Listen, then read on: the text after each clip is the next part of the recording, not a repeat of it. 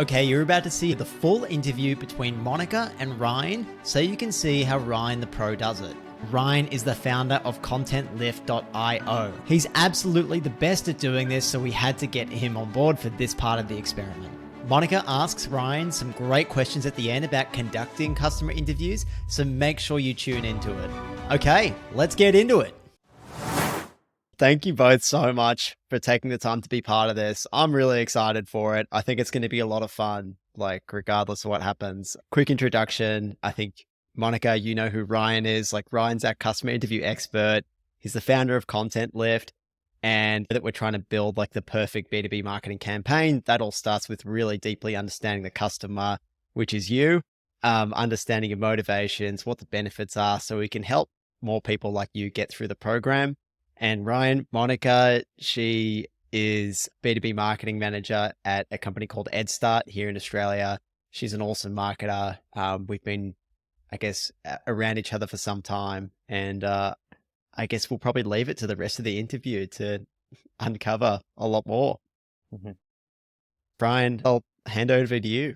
So how I want us to think about this is there's no really right or wrong answer today. It's really just your lived experience. I'm going to run through a whole range of questions, and I'm just trying to get at some things that are very specific that the B2B playbook wants to understand.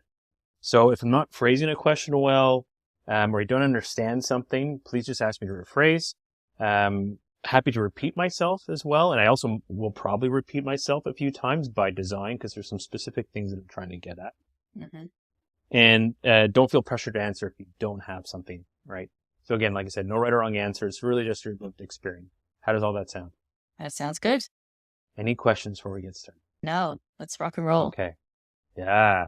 So tell me about your role at EdStart. I want to hear about sort of what you do on a day-to-day and weekly.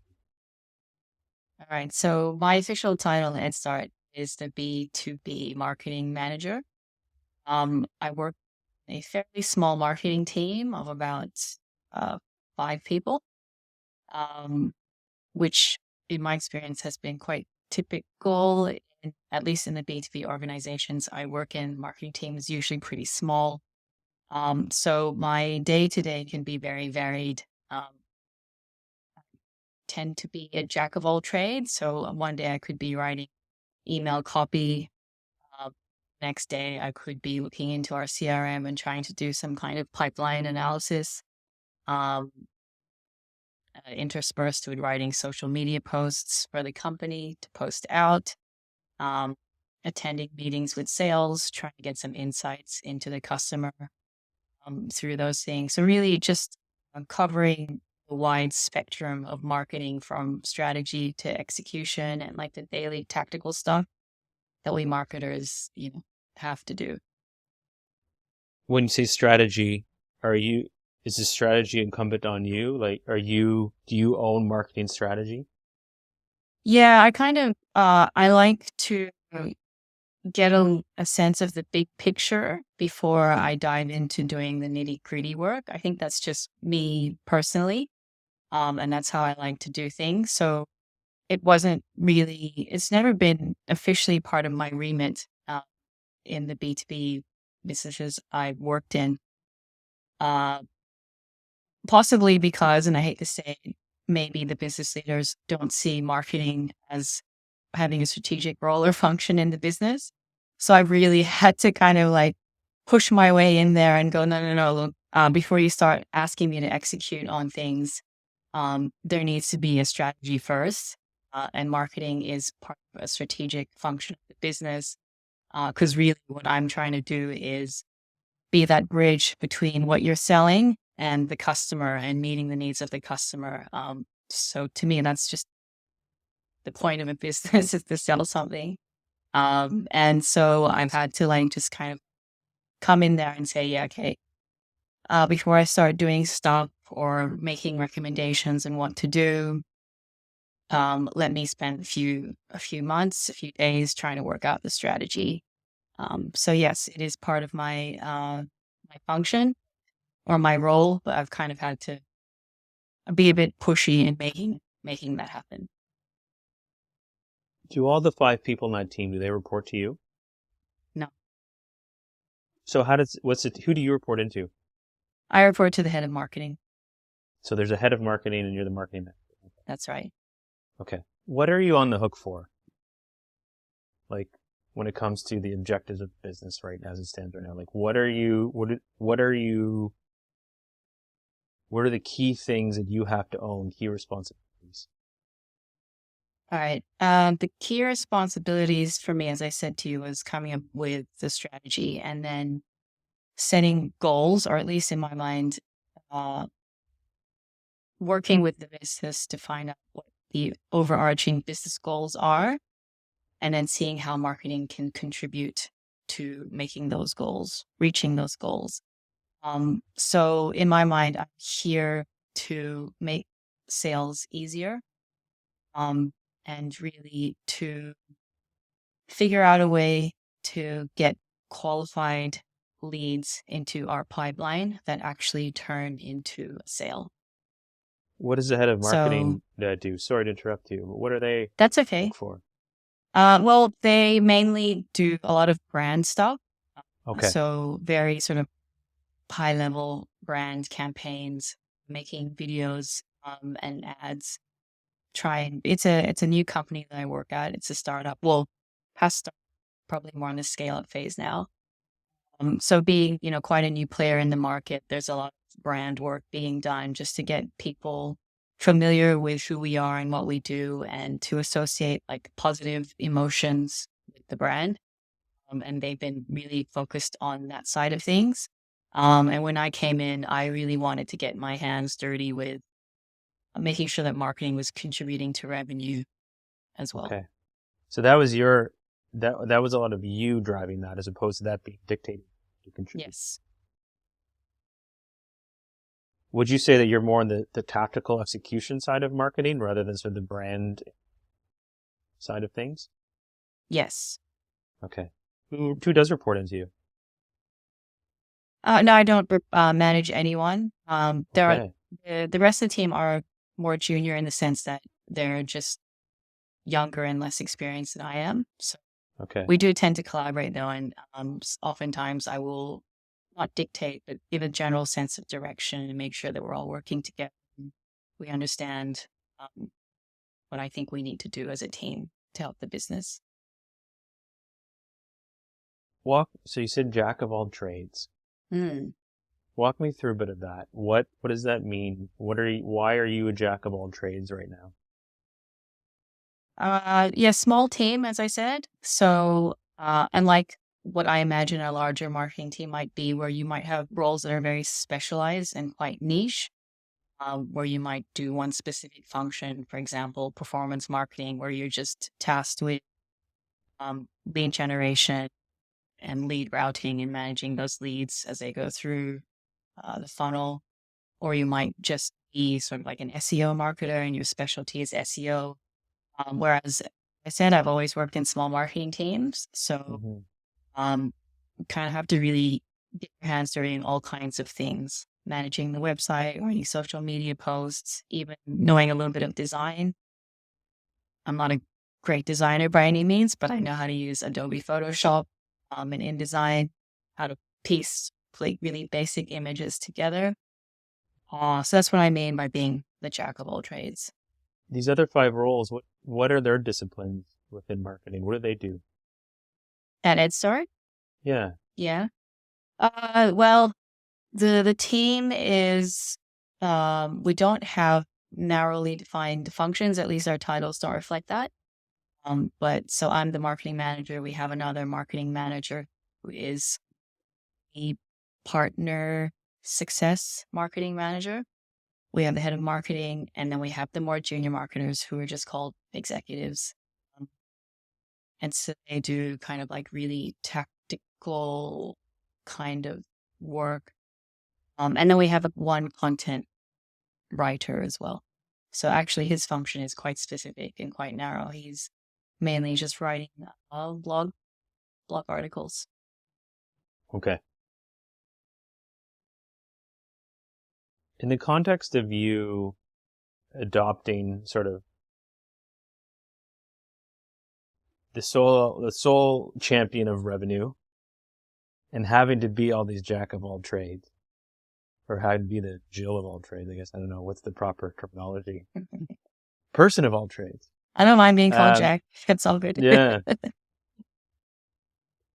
So you're sitting there as the person that's responsible for all these new initiatives you want to try to increase revenue. You're saying you're a bit of a jack of all trades with a little bit of knowledge here and there. How did you start figuring out how to solve these problems that you're facing as someone who had not tackled these things before or was spread? How did I figure out how to do these things? How did you start starting to tackle the challenges you were bumping into? All right. Well, I mean, as a person of one who's really focused on the revenue, I've just had to kind of come in there and identify big picture, the direction I think we can go as a company, and then break that down into smaller tasks, knowing full well that it's a small team and I'm the one that's kind of really more focused on the revenue side of things.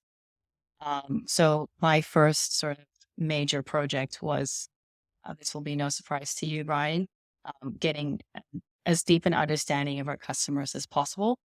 Yeah. So that for me entailed talking to the actual customers and interviewing them and putting those things together.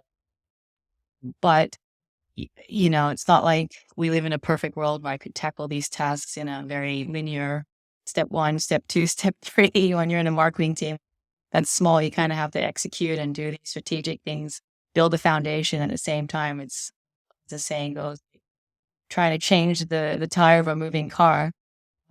So it's really just a matter, I guess, for me, identifying the foundational pieces of marketing that I think need to be in place before we can do it properly. And then also helping to execute the stuff that's already in play. So helping the current marketing team with just keeping up social media posts, running events, helping to refine the messaging for sales and creating sales collateral, things like that.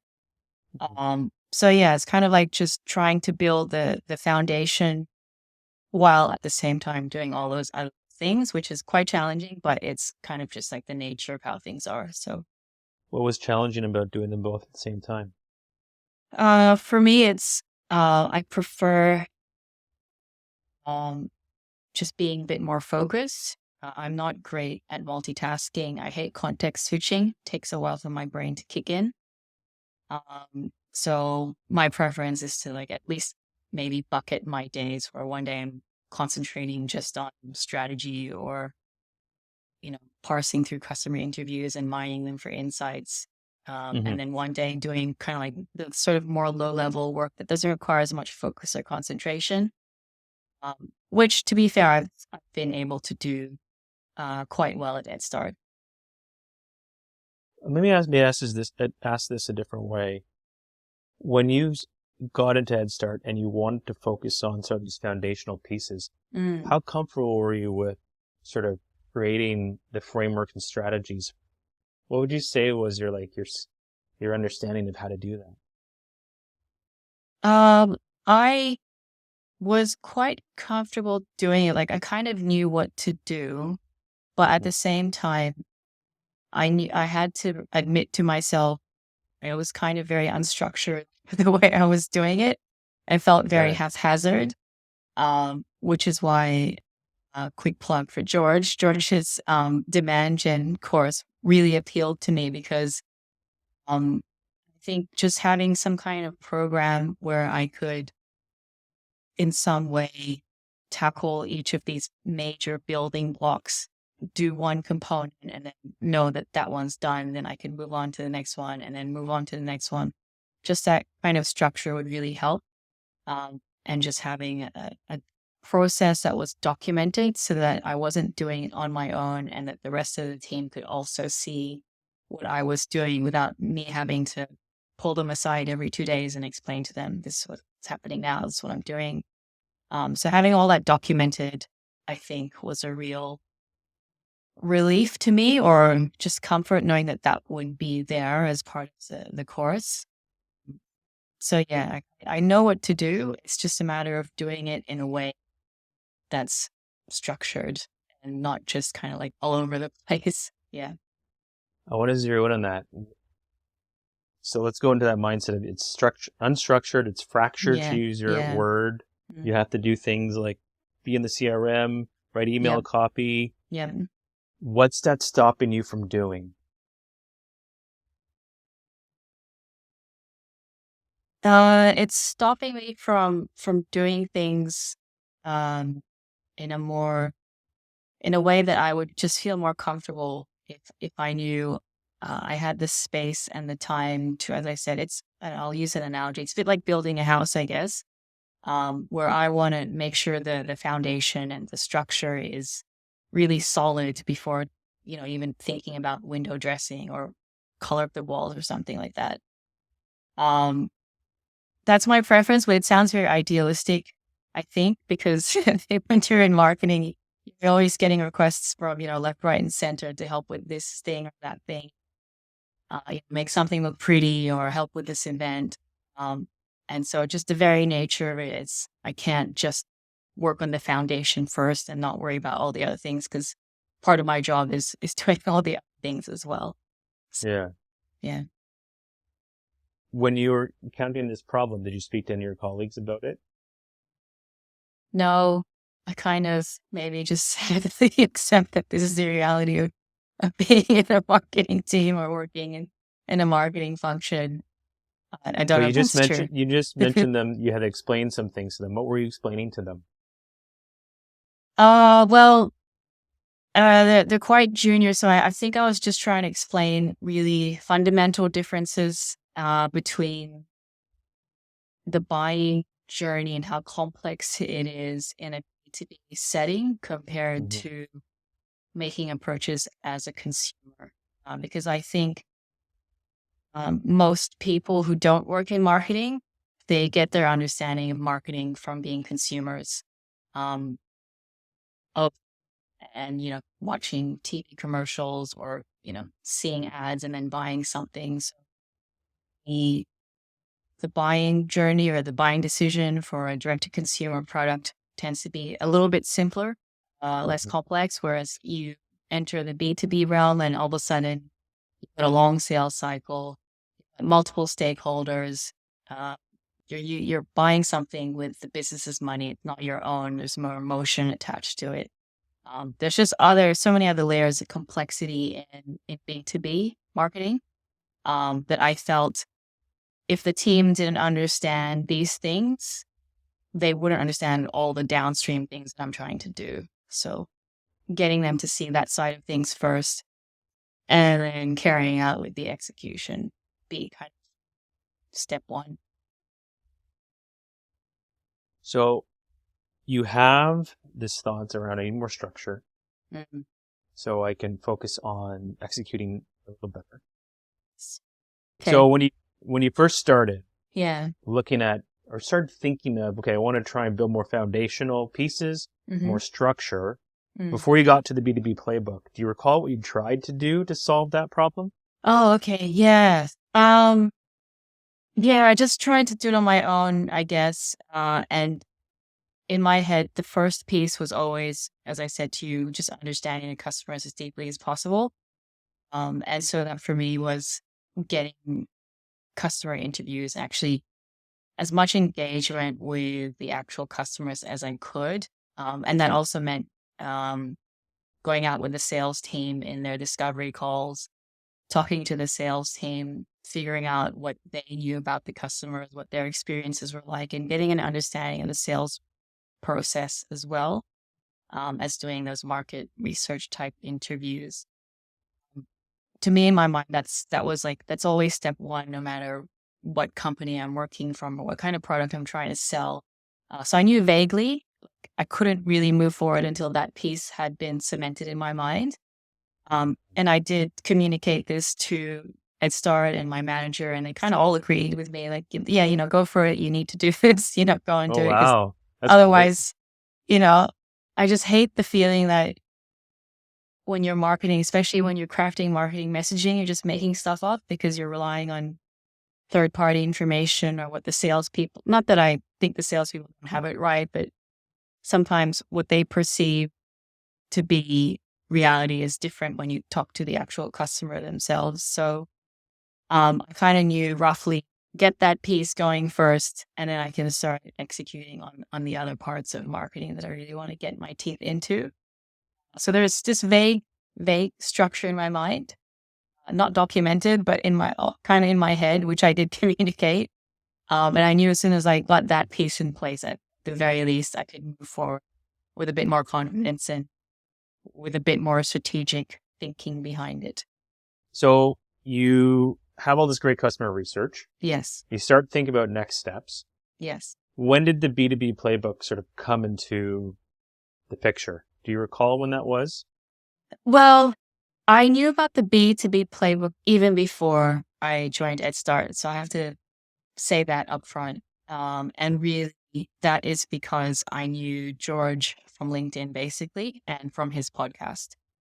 And he has been communicating his 5Ps framework via LinkedIn all the time, quite consistently. So I and talking about it on his podcast. So I already knew that George had worked out this kind of like overall structure that he had been using for his own business and for clients, and that it was working quite well for him.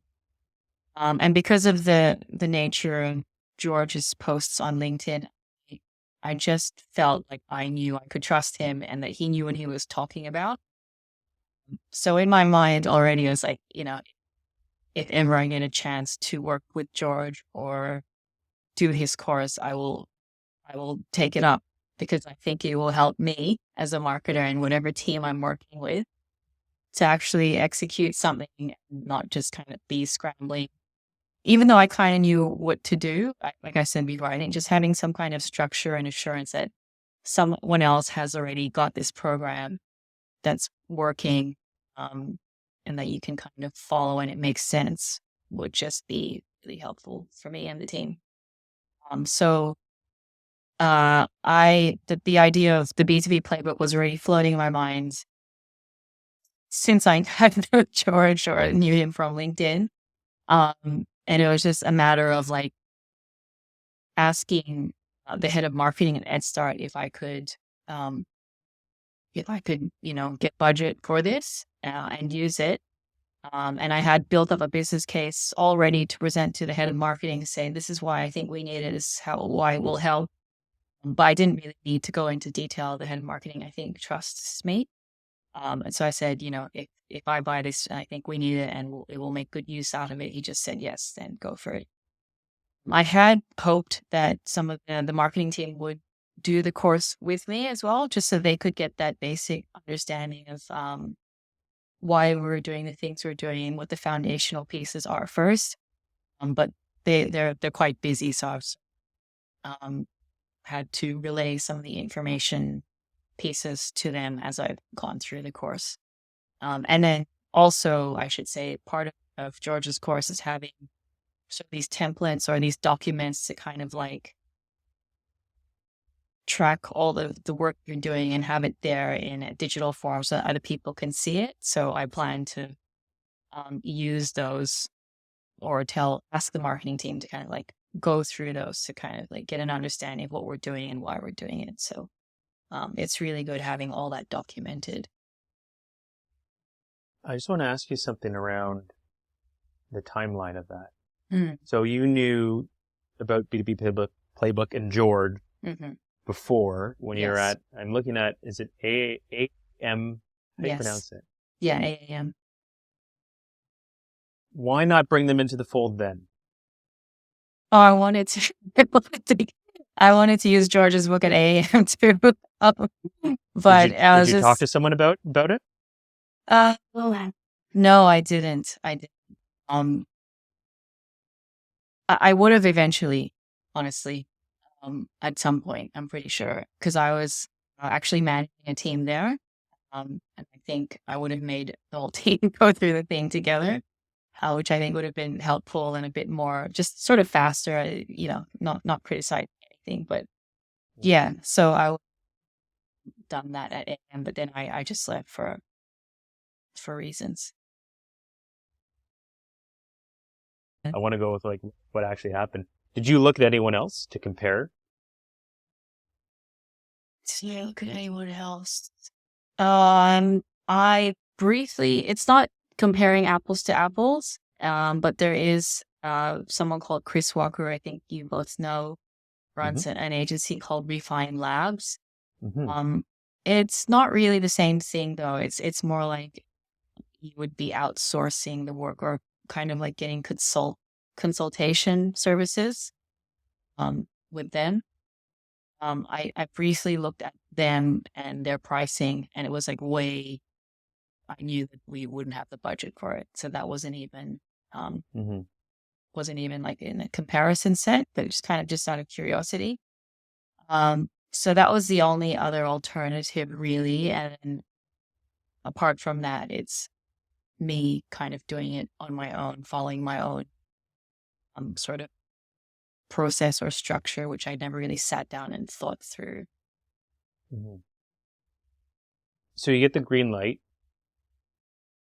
George is your guy. What did you do right after that? What after that? What was your next step after you got the green light? I did a little happy dance, and then just I enrolled in. Actually, I told someone else at EdStart about it. Someone in the sales team, his name's Michael, because I knew that Michael was quite interested in marketing and already was quite in tune with me, because we had lots of one-on-one talks between the two of us about the nature of marketing and just kind of like how the way today's buyer, especially in B2B, but just across any kind of buying, the way people buy things today has massively changed. Yet the way many companies sell to buyers hasn't caught up.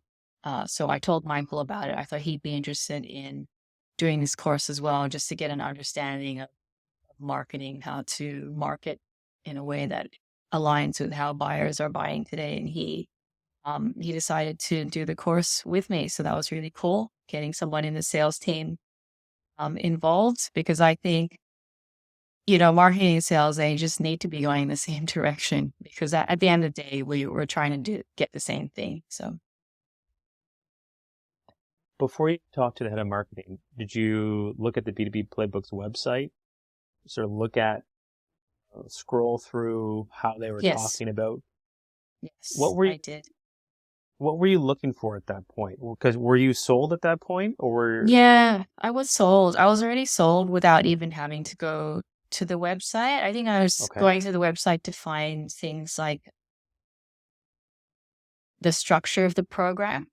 And I think George, maybe he posted about it on LinkedIn at one point, saying if you want to see the program and its content, click here and you'll see it. And so I did look at that, and you could see that there was a very structured process to it. Module 1 is do this, step 2 is do this, and all the subheadings and steps that go underneath that. I mean, it was reassuring. I kind of knew or suspected that George would have some kind of structured program in place, but seeing it written out is just kind of like, cementing my knowledge or my trust that the program was structured and documented. Yeah. And really, even if there wasn't a website, I probably would still want to do it, just given the nature of listening to George's podcast. Um, I just trusted him from those things. Do you recall anything that seemed like it might have been too good to be true, or a stretch? Remember, George isn't here, so you won't hurt his feelings.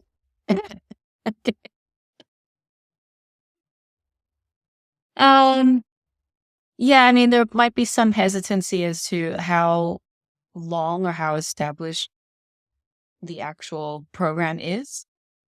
Like it might be it seemed like a fairly new thing, but at the same time,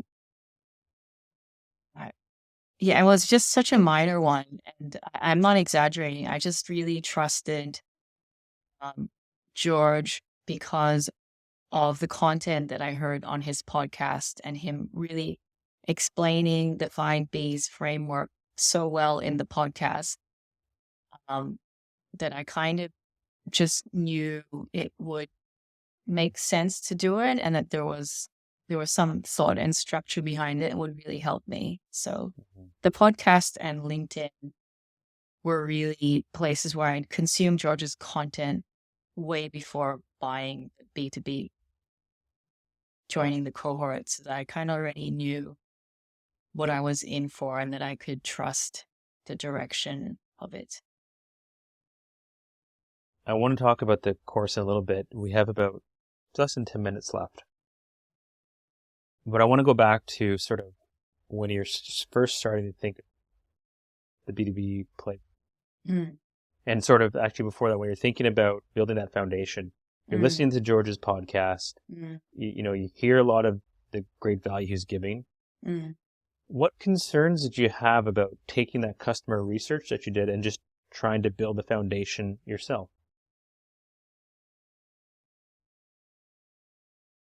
My main concern was that I would just get so caught up in the day-to-day running of marketing activities.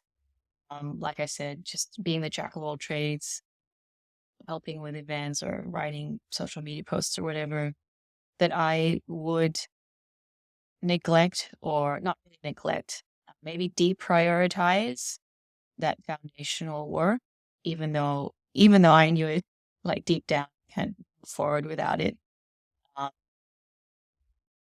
Yeah, because part of that whole foundation building stuff, it's hard. It's not easy. It's not straightforward. It does take quite a bit of time and concentration. And sometimes when you're so busy doing other things, it's easy to kind of like push it aside, say I'll do it when I have more time, and then that day never really comes. And so like just making sure I'm blocking that time to actually do it, and knowing that sometimes that wouldn't happen, that made me like really hesitant and afraid. So I think also part of the appeal of doing the course was that when you're doing it as a cohort and you paid for it, you have to make that time, because Ed Start's paid for me to do this. I have to set that time aside and actually do the course and do the work, and not use excuses of, oh, I'm so busy doing all the other things. Like, I need to get stuff done. Yeah. Okay. So school starts, class starts. Yep. Before you get there, what expectations did you have, or what were you thinking would happen?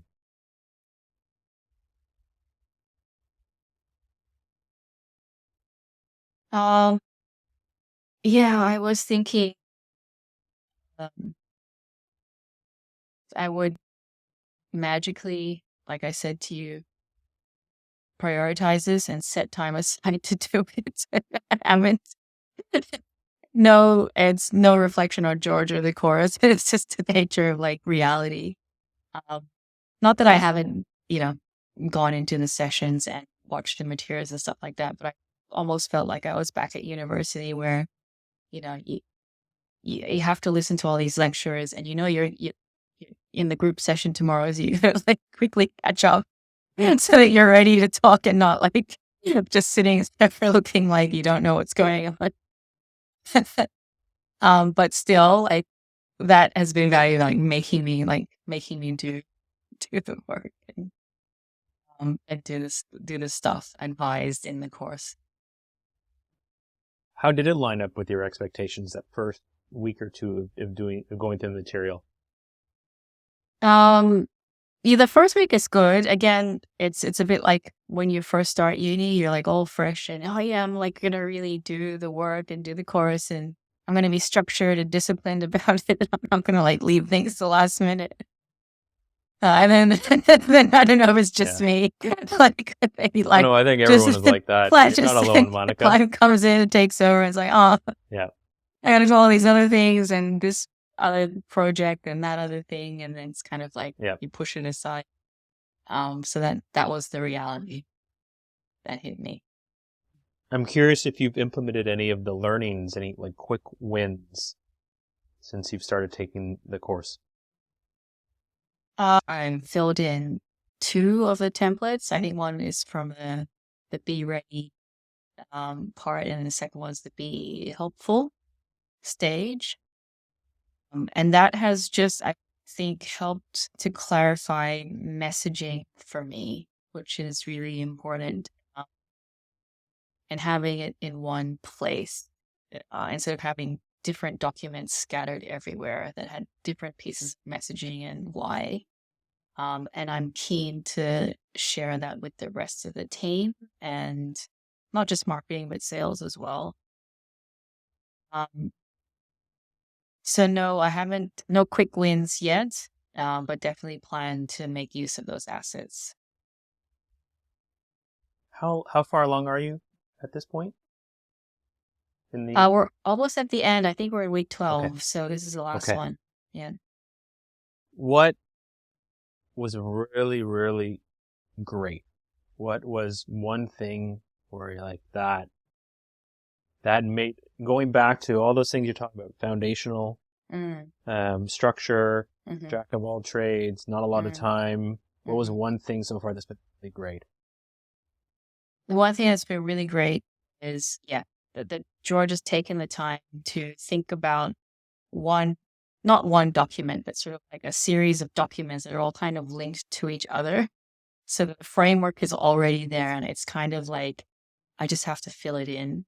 I need to do the work, of course, to get those answers, but it's just fill it in and it's there and it's ready to go, as opposed to me setting time aside to like think, okay, got all these different pieces. I need to like put it together and have it sort of like live in a place where everyone can access it. And it's not just in my head. It's actually out onto like some digital format that can be shared and reused and adjusted and all in one place. That is for me like the best thing about it so far.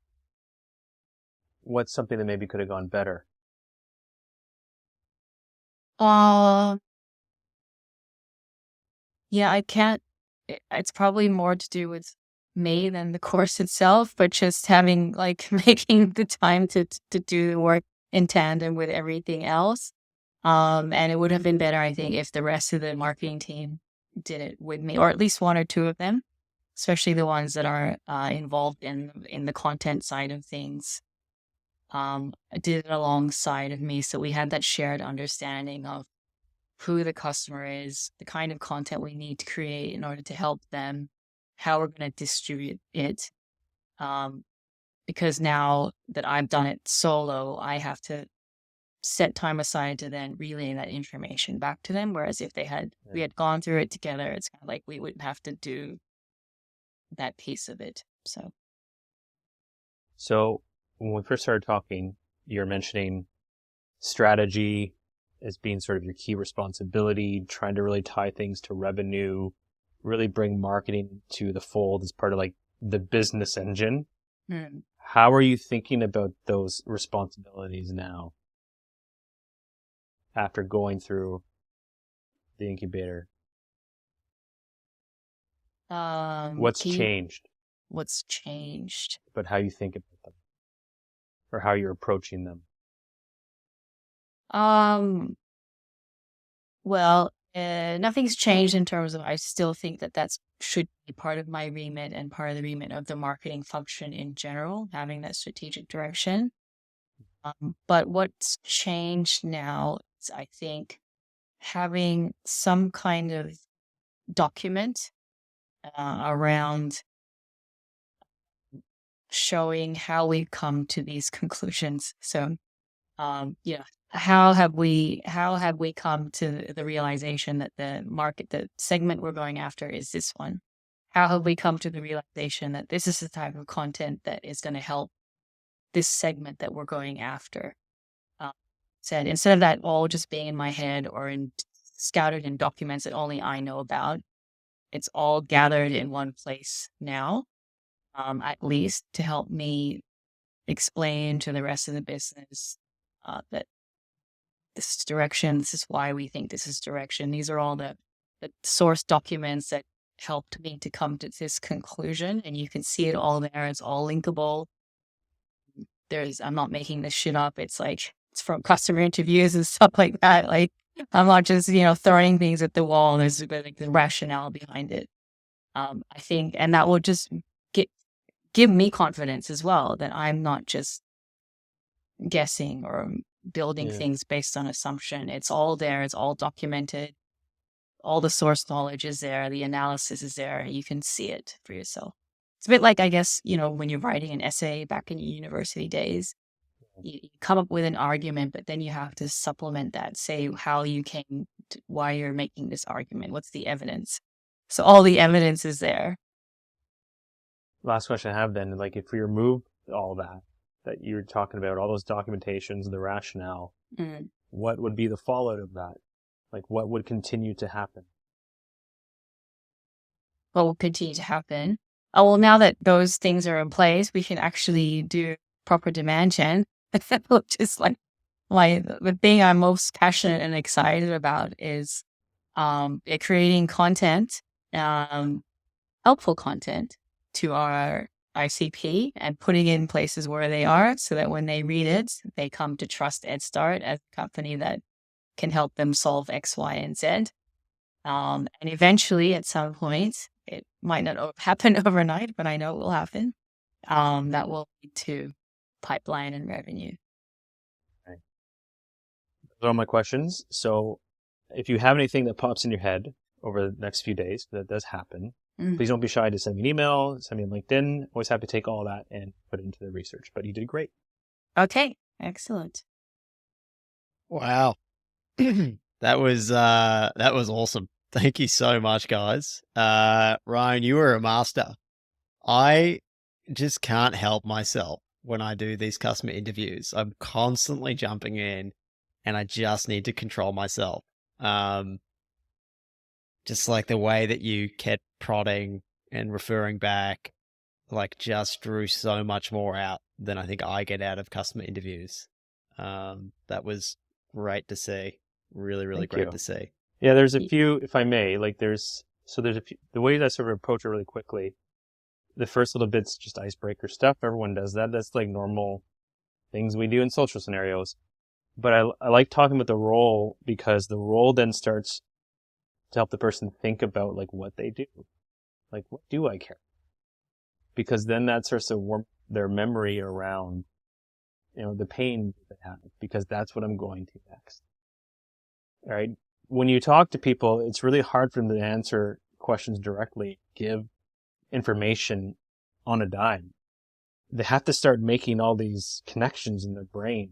So you can see that typically around minute 10.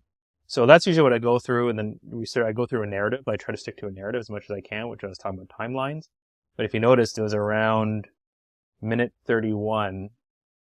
I went back and asked her, Monica, about like, okay, so, what were you hoping to solve with X? All that stuff we talked about 30 minutes ago, because I know I'm going to get a probably really good answer now that we start thinking and talking about it. Because I've had people tell me that in interviews. They've said, I never thought of my job or how I buy or whatever, right? In this context, in this way.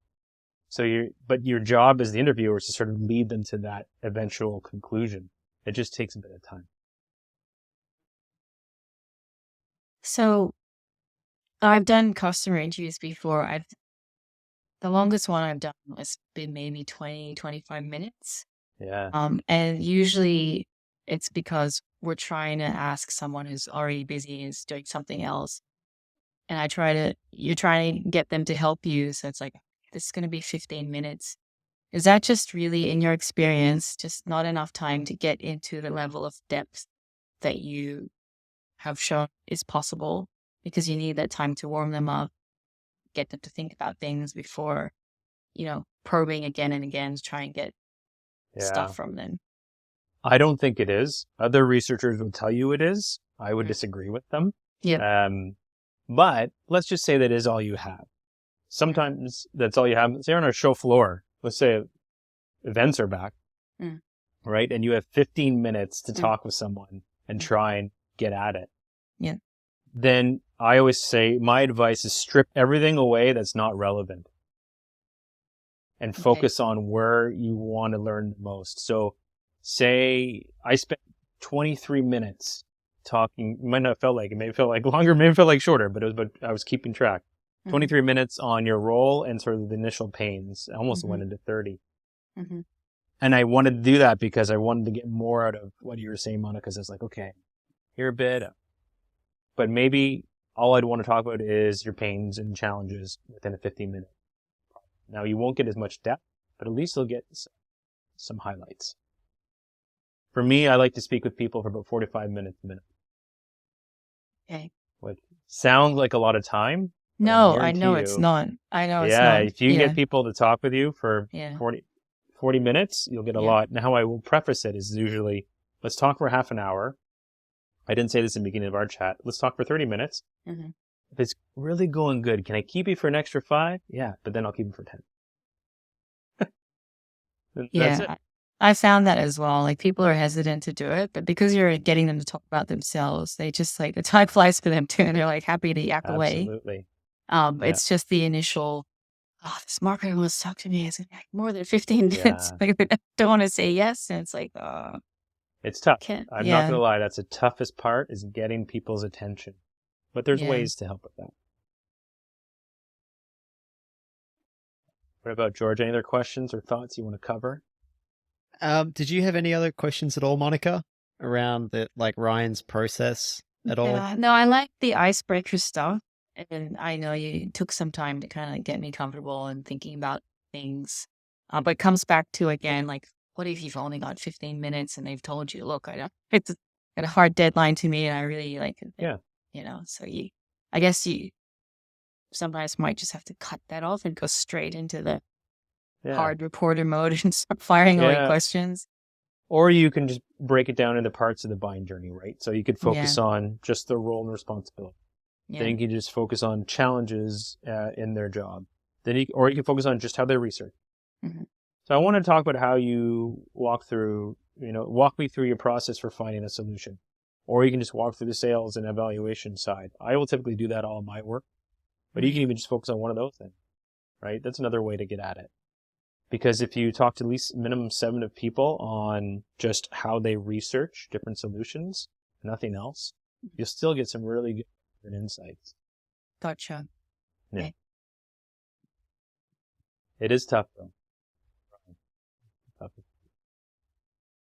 So you really try and limit the objective of what you're trying to cover as much as possible. Absolutely. Yeah.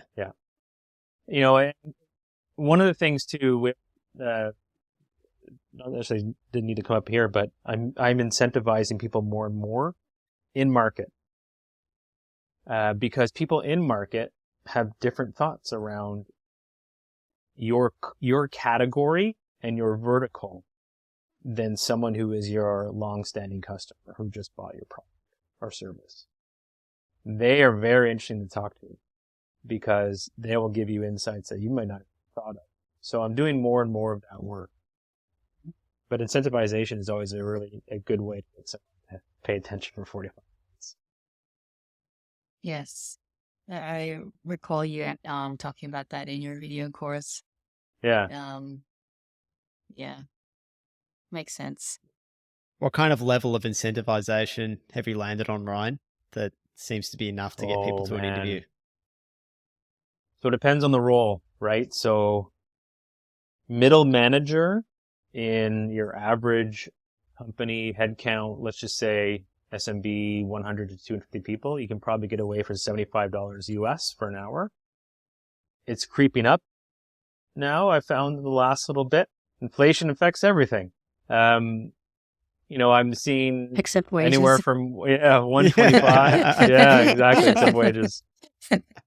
I'm seeing like 125 to 150. I usually actually start around 100 to 125 because I want to get a good quality of participants. If you're trying to go to a director level, VP, you're probably starting around 250 to 350 US for an hour. And if you want to get C-suite, which is good luck, I've seen as high as 600 to 750 US for an hour. But the way I always frame it for people now is think of it as a consulting call. You are getting this person's knowledge and experience for an hour across whatever you want to learn. Normally you would pay for something like that, right? So it's just a different tool for marketers to get at insights because, not every company can do that.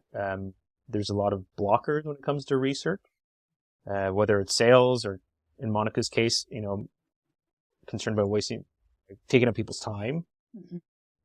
Mm-hmm. There's a whole slew of reasons why it's hard to get people. This is another tool that a marketer can use to bypass all that stuff.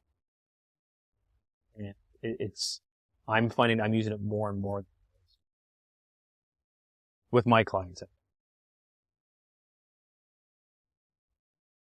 Awesome. Monica, unless you have any other questions, Ryan, did you want to maybe just tell us a little bit about, I guess, your process after this? Yeah. That's right. Because we're going to be showing that too. Show this as well in the video, but what even happens now? So what I do next is, if this was a full cohort of research, so let's just say 7 to 12 interviewees, all that would get put into the software I use, which is called Dovetail. And it's a research software. It's a great one. It's, I call it the Cadillac because it can do so much. And I barely scratch the surface of how much you can do with this tool. It's used mostly in qualitative research. If you go to their website, you'll see all the big logos of all the companies we know who use this tool. But what I will be doing, in essence, is transcribing her entire interview.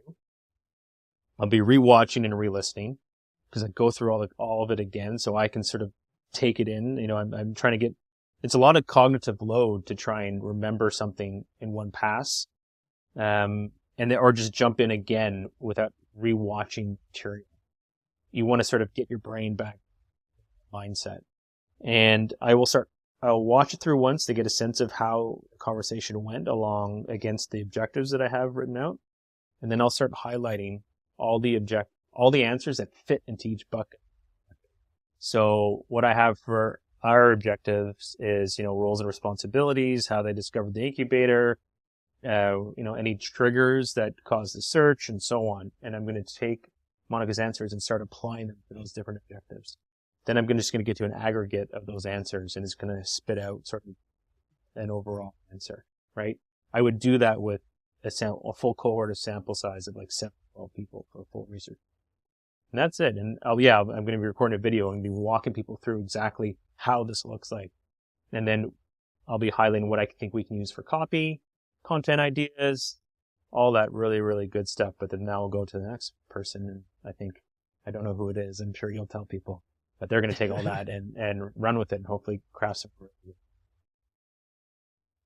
Yeah, that'll go to Jess Cook from Lasso next, and she's going to help us rework our landing page based on all these insights. I see, and my job I see is the researcher, because this is how I do it with my clients. This is how I do it when I'm in-house with companies, is I get, things primed and ready. So they have the best stuff. So they'll still probably want to go through the research highlight, but at least they have a direction of where it's headed. Yeah, and Jess is going to help us with the copywriting and that kind of side as well. So that's awesome. Wow, it was a real treat for me to see to see the master in action at an interview. It's a skill. I think it really takes a lot of practice and thought. So thank you. Me too. Thank you so much, Ryan. And Monica, thank you so much for your time. I know that was an hour of prodding and poking. And I think Ryan made it as comfortable as possible. But I tried. I did my best. Awesome. Thank you so much. Have a great day, Monica. Ryan, have a lovely evening.